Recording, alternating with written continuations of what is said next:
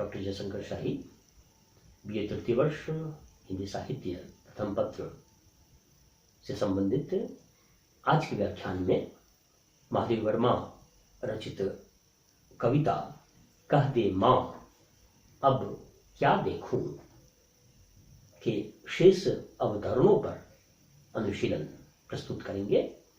अब तक हमने समझा कि किस प्रकार कवित्री महादेवी का मन द्वंद्वग्रस्त है, दो विकल्पों में से किनका वह चयन करें, वर्ण करें, यह प्रश्न है कवित्री के मन में। और प्रकृति माता से, मातृवत प्रकृति से वह प्रश्न पूछती हैं, संबोधन करती हैं। संबोधन शैली की यह कविता है, प्रश्न शैली में रचित यह कविता है, द्वंद्वात्मक बनावट की यह कविता है, जो पिछले व्याख्यानों में भी हमने चर्चा की थी।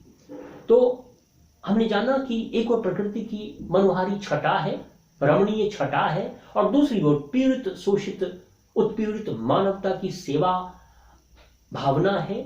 और कवित्री इन दो विकल्पों में से किनका चयन करें, यह कवित्री के मन की समस्या है, द्वंद्व है कवित्री के मन में। आगे का जो अवतरण है उसका हम वाचन करते हैं और इसके भावार्थ का हम अनुशीलन प्रस्तुत करेंगे। देखूं हिम हीरक हंसते हिलते नीले कमलों पर, या मुरझाई पलकों से झरते आंसू कण देखूं।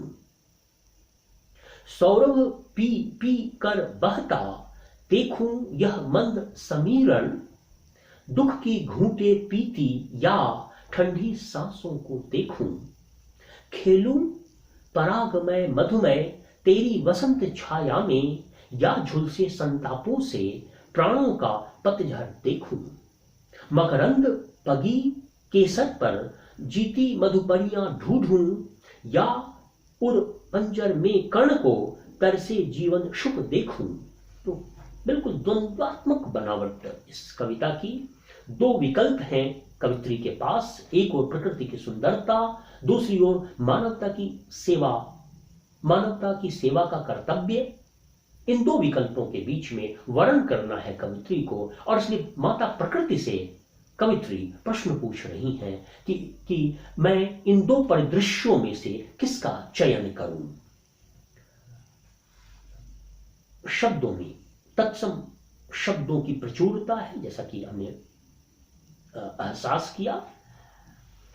जर्जर जीवन, जर्जर यौवन, सुषमा, ये सब तत्सम शब्द हैं, संस्कृत के शब्द हैं। आगे का जो विवरण है, अवतरण है, उसमें देखें। देखूं हिम हीरक हंसते, हिम हीरक संस्कृत के शब्द हैं अर्थात तत्सम शब्द हैं। हिलते नीले कमलों पर, या मुरझाई पलकों से झड़ते आंसू कण देखूं। कवित्री ने प्रकृति की सुंदरता का जीवंत चित्रण प्रस्तुत किया है। देखूं हिम हीरक हंसते हिलते नीले कमलों पर, नीले कमलों की सुंदरता का चित्रण कवित्री महादेवी यहां कर रही हैं। चाक्षुष बिंब है, चित्रात्मकता है, हम लोगों की आंखों के समक्ष चित्र बन रहा है। महादेवी शब्दों के माध्यम से चित्र बना रही हैं।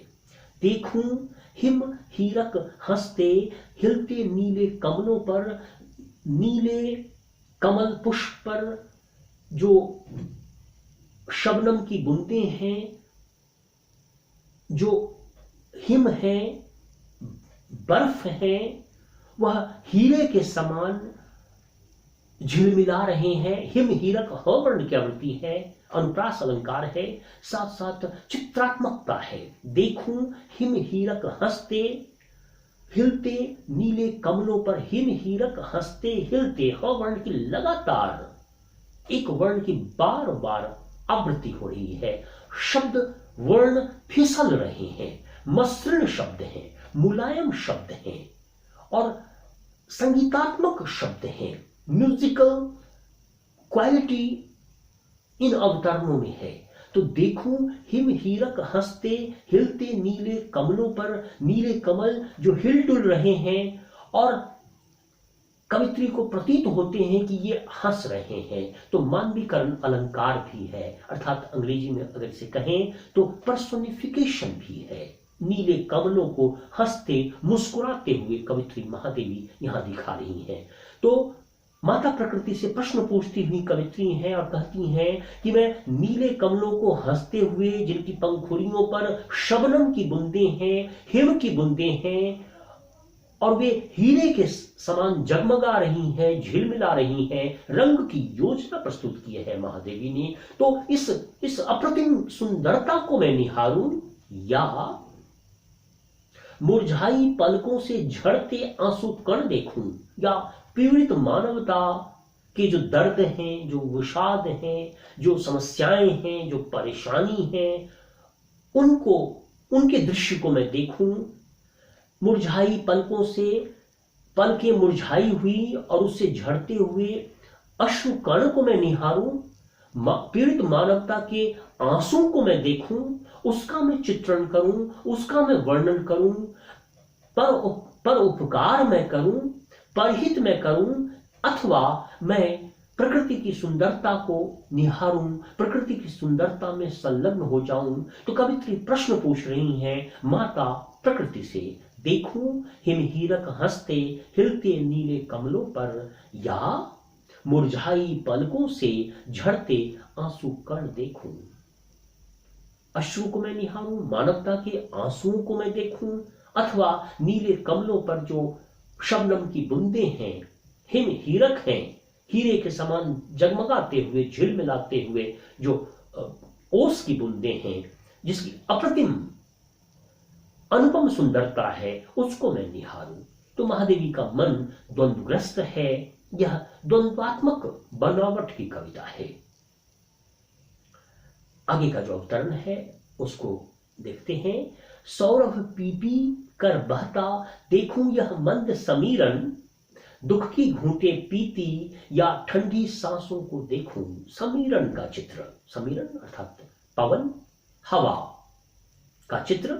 और देखें, सौरभ पी पी कर बहता देखूं यह मंद समीरन, मंद समीर का जो संचरण हो रहा है, यह समीर, यह समीरन, यह वायु, यह पवन, कवित्री कह रही है कि यह सुवासित है और ऐसा लगता है कि सौरभ को उसने पिया हुआ है। सौरभ पी पी कर बहता, पी पी कर, प्रणुति प्रकाश अलंकार। और समीरन ने सौरभ का पान किया है, अर्थात सुवास का, सुगंध का पान किया है और प्रवाहित हो रहा है, संचरित हो रहा है। यहां भी मानवीकरण अलंकार, पर्सोनिफिकेशन, छायावादी कविता की बहुत सारी विशेषताओं को समाहित करती हुई यह कविता है। प्रकृति की सुंदरता का चित्रण हम यहां देख पा रहे हैं। सौरभ पी पी कर बहता, ऐसा लगता है कि वह जो मंद गति से, मंथर गति से प्रवाहित जो समीरण है अर्थात पवन है, उसने सुवास का पान किया है, सुगंध को पिया हुआ है। तो सौरभ पी पी कर बहता देखूं यह मंद समीरन, यह जो मंद मंथर गति से प्रवाहित होता हुआ समीर है, जो आभासित हो रहा है, प्रतीत हो रहा है कि उसने सौरभ का पान किया है। तो हेमा, क्या मैं उस मंद मंथर गति से प्रवाहित संचरित होते हुए समीरण को निहारूं, या दुख की घूंटे पीती या ठंडी सांसों को देखूं। पीड़ित, व्यथित, उत्पीड़ित जो मानवता है, जो दुख की घूंट पी रही है और ठंडी सांसें ले रही है, उसके दर्द, उसकी व्यथा को मैं निहारूं, उसके उपकार के लिए मैं कुछ कार्य करूं, अथवा उस समीरण को निहारूं जो सुवासित है, सौरभ से युक्त है। तो इस द्वंद्व की चर्चा इस अवतरण में आज के इस वक्तव्य के साथ ही मैं अपनी वाणी को विराम देता हूं।